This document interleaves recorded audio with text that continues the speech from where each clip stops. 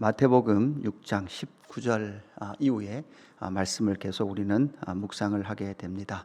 하나님께서 새롭게 조성하시는 새 언약 백성들의 특징을 우리에게 계속 가르쳐주고 있습니다. 예수님께서 12명의 그 제자들을 불러내셔서 산에서 계속해서 새 언약 백성들에게 하나님의 나라의 약속과 그 하나님 나라 백성들의 삶, 그리고 제자의 삶, 그 제자도를 우리에게 계속해서 가르쳐주고 있습니다.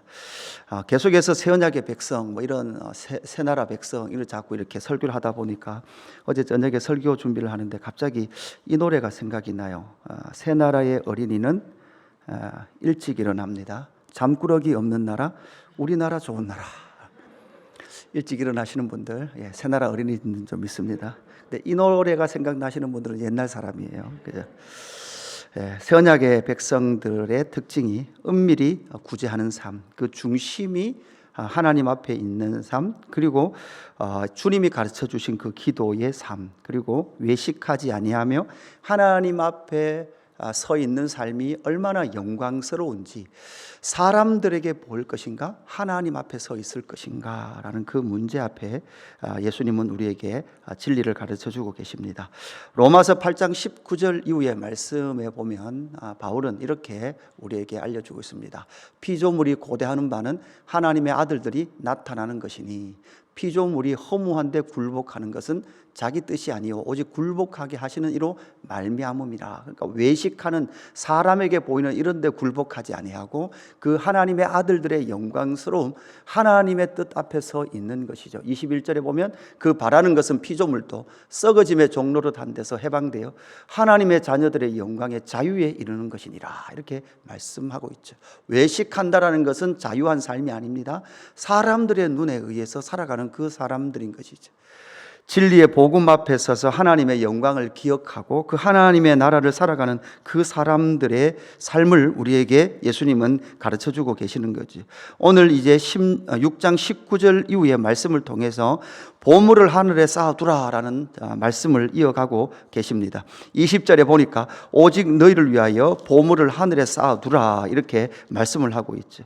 근데 사실 이 본문을 우리가 이 내용을 묵상을 하면서 정리해야 될 것이 좀 있는 것 같습니다.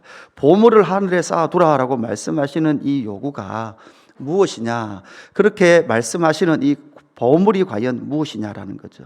보물이 만약에 돈이라면 보물을 하늘에 쌓는 방법이 어떤 것일까요? 하나님께 송금을 할 수 있냐는 거죠. 하늘로 송금, 하나님 뱅크에 송금을 해놔야 되는데, 만약에 이 보물이 돈이라면, 재물이라면 그 재물을 하늘에 쌓아야 된다. 이게 이제 다른 말로 하면 헌금을 많이 해서 교회에다가 돈을 쌓으면 우리가 그 돈을 쌓은 것이 천국에 차곡차곡 쌓여서 그것이 쌓여 있을 것이다 라고 생각합니다.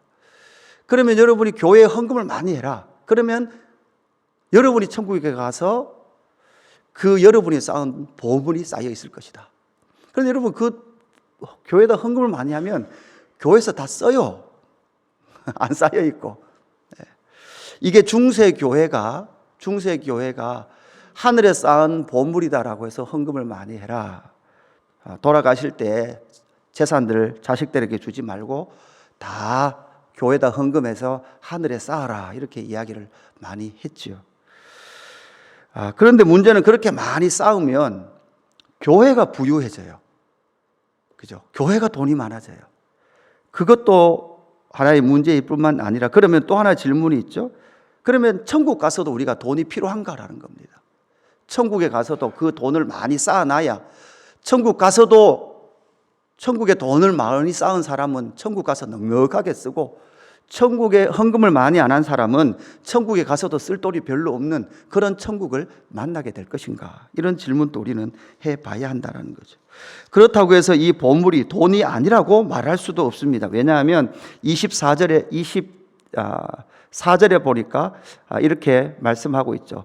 한 사람이 두 주인을 섬기지 못할 것이니, 이렇게 말씀하면서 24절 끝에 너희가 하나님과 재물을 겸하여 섬기지 못하느리라, 이렇게 말씀하면서 어떻게 보면 이 보물의 의미에는 재물의 의미도 함께 들어가 있다라고 생각할 수도 있는 것입니다.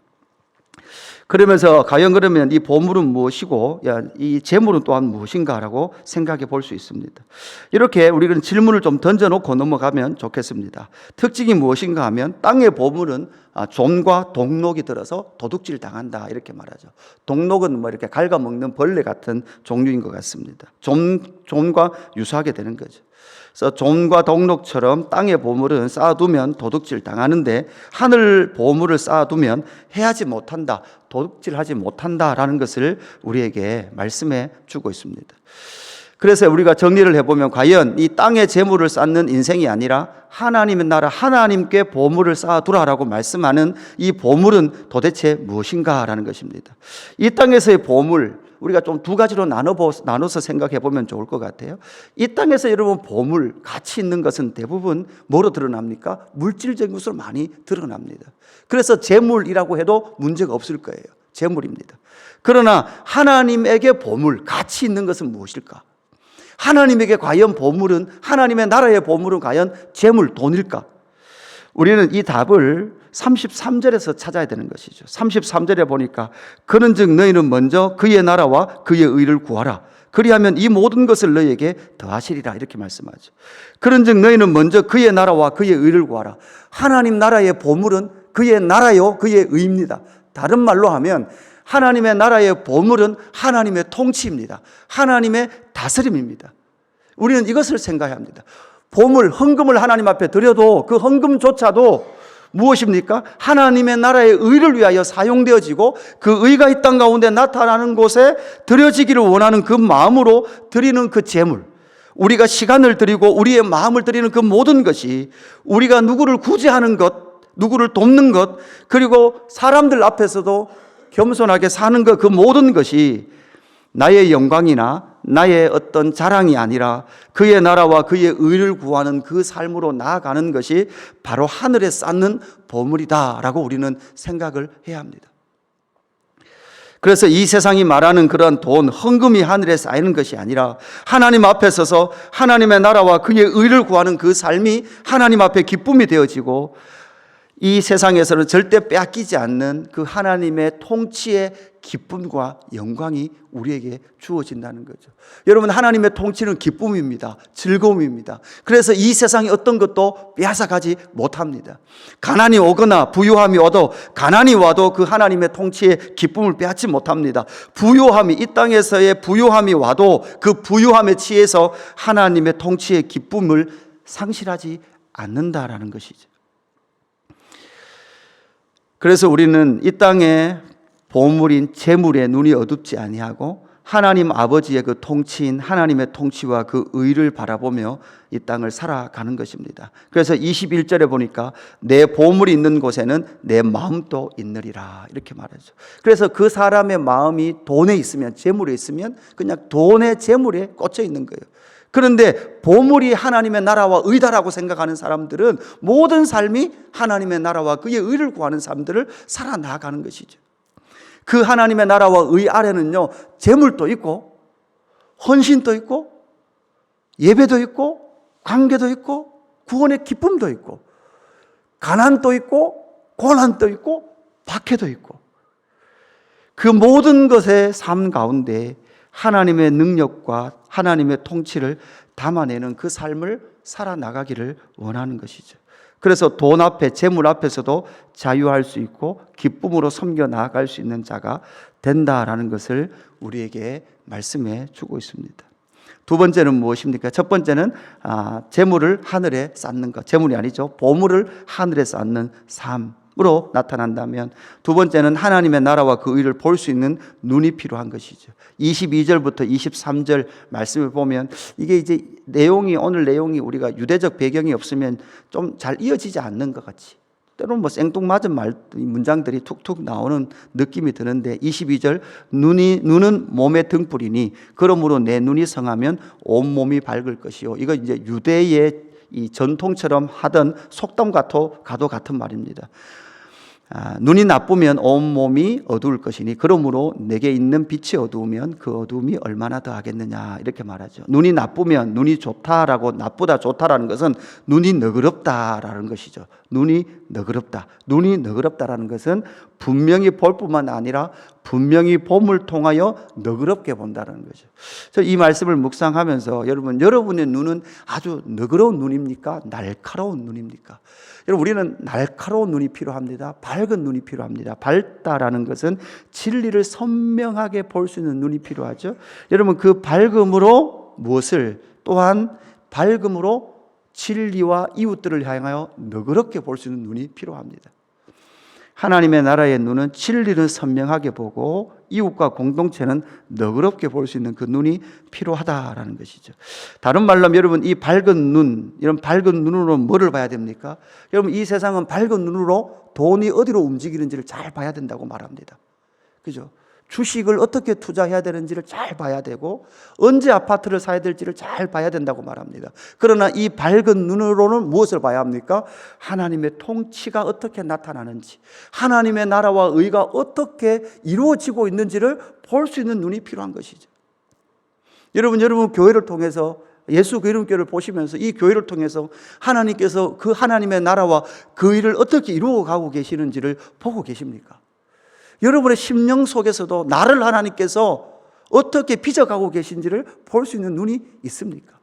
여러분의 지체, 여러분의 이웃, 여러분 성도 공동체가, 교회 공동체 가운데 어떤 한 지체를 하나님께서 어떻게 다루셔서 자라가게 하고 계시는지를 볼 수 있는 눈이 있냐는 거죠.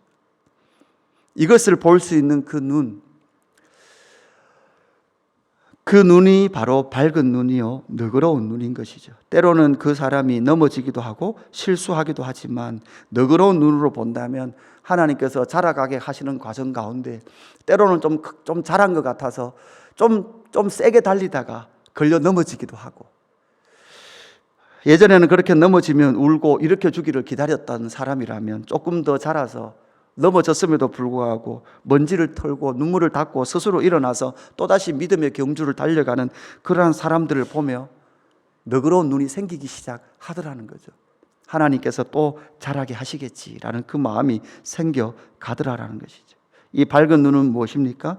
하나님의 나라와 그의 의, 하나님의 통치를 볼 수 있는 그 눈이 바로 밝은 눈인 줄로 믿습니다. 그 사람의 삶은 어떻게 이어집니까? 결국은 이 땅의 삶을 염려하지 않는 그 삶으로 나타나게 됩니다. 목숨을 위하여 무엇을 먹을까, 무엇을 마실까, 몸을 위하여 무엇을 입을까 염려하지 않는 삶이죠. 가장 중요한 것은 생명이라는 것이죠. 이 땅의 어떠한 생명도 하나님의 허락 없이는 떨어지지 아니하고 해하지도 아니한다라는 것을 우리에게 말씀해 주고 있는 것이죠. 하물며 이 모든 세계의 피조물도 그렇게 하나님의 손길 아래 있다면 하나님의 아들들인 너희일까 보냐, 너희의 생명 역시, 너희의 삶 역시 바로 하나님의 손 안에 있다라는 것을 우리에게 말씀해 주고 있습니다. 그래서 이 34절이 어떻게 끝납니까? 그러므로 내일 일을 위하여 염려하지 마라. 내일 일은 내일이 염려할 것이요, 이렇게 말씀을 하고 있죠. 여러분, 사실 이 몸을 가지고 살아간다는 것은 매일매일의 삶은 참으로 괴롭고 때로는 고단한 그 삶일 것입니다. 그렇다고 해서 그 고단한 그 삶이 오늘 내가 내일을 염려한다고 해서 그 염려가 해결되거나 또한 염려가 없는 그러한 삶은 아닐 것입니다.